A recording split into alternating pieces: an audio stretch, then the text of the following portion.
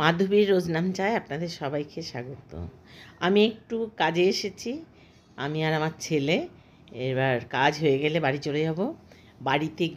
বাড়িতে যাবার সময় আমি এই ভুট্টাগুলো বাজার থেকে কিনেছি। এদের গায়ে কিন্তু ছিল, মানে চোকলা লাগা, মানে মানে গোটা ছিল, আমি ছাড়িয়েছি।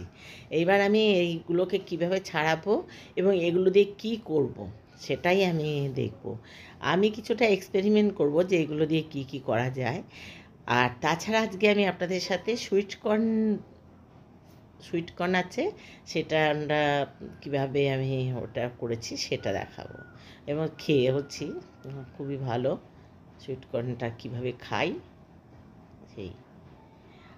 এই ভুট্টাগুলো আমি এইভাবে ছাড়িয়ে নিচ্ছি।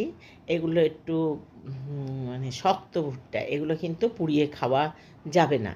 তাই জন্য আমি এগুলো ছাড়িয়ে রাখবো, ছাড়িয়ে তারপর রোদে শুকিয়ে ওই যেমন পপকর্ন হয় মাখন দিয়ে কুকারের মধ্যে বসিয়ে দিলে হয়, ঠিক সেরকমভাবেই হবে এটা। সেটার আমি দেখাবো না, আমি এটা করছি এই কারণে যে আপনাদের সাথে এমনি শেয়ার করছি আর কি। আর আমি যেটা করেছি সেটা হচ্ছে সুইটকর্নের একটা প্রিপারেশন। সুইটকর্নটা আমরা কীভাবে খেয়েছি সেটা দেখানো। আমরা সুইটকর্নটা মোটামুটি মাখন দিয়ে আর গোলমরিচ, বিট নুন এই দিয়ে আর আমচুর দিয়ে খাই আর কি।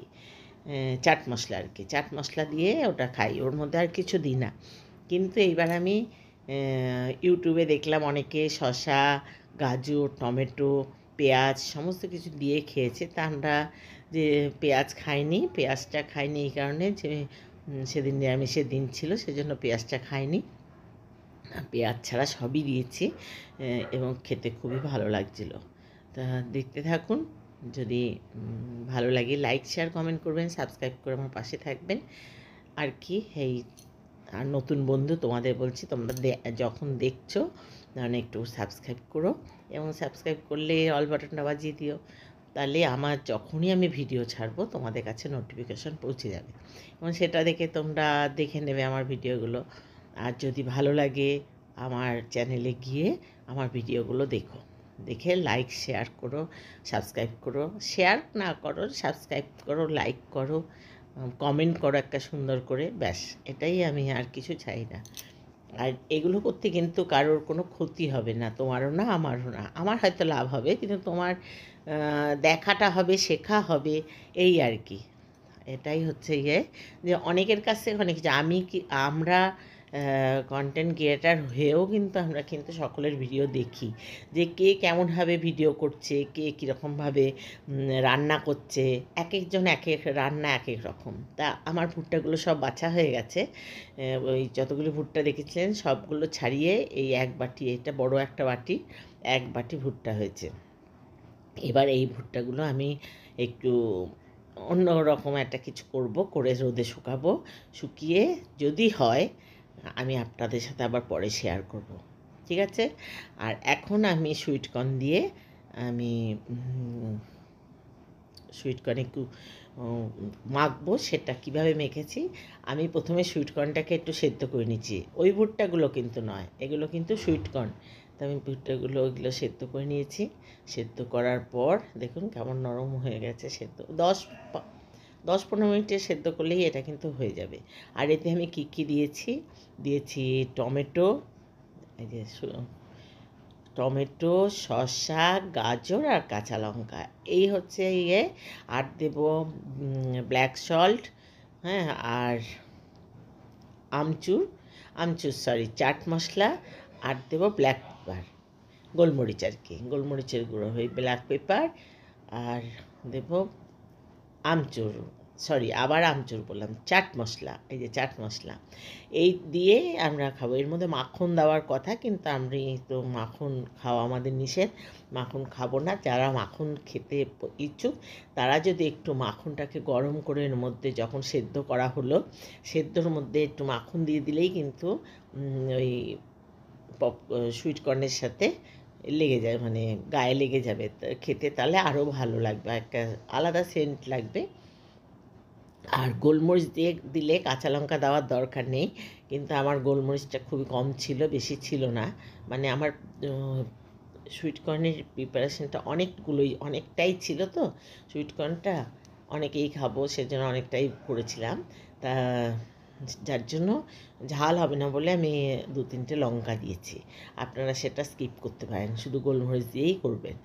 আর আমি এটা সিমলাতে গিয়ে আমি খেয়েছিলাম, এত সুন্দর লেগেছিল। তখন প্রথম খেয়েছি তো খুব ভালো লেগেছিল। আজকে কেমন লাগবে জানি না, তবে ওরা তো সবাই খেয়ে বলছে ভালো হয়েছে। যাই হোক, ভালো হলেই ভালো, সবার ভালো লাগলে আমার ভালো লাগবে। আপনারাও বাড়িতে করে খেয়ে দেখবেন, ভালো লাগবে। এবারে আমি কিভাবে করছি দেখুন। প্রথমে একটা বড় বলে আমি সুইট কর্নগুলো নিয়ে নেব।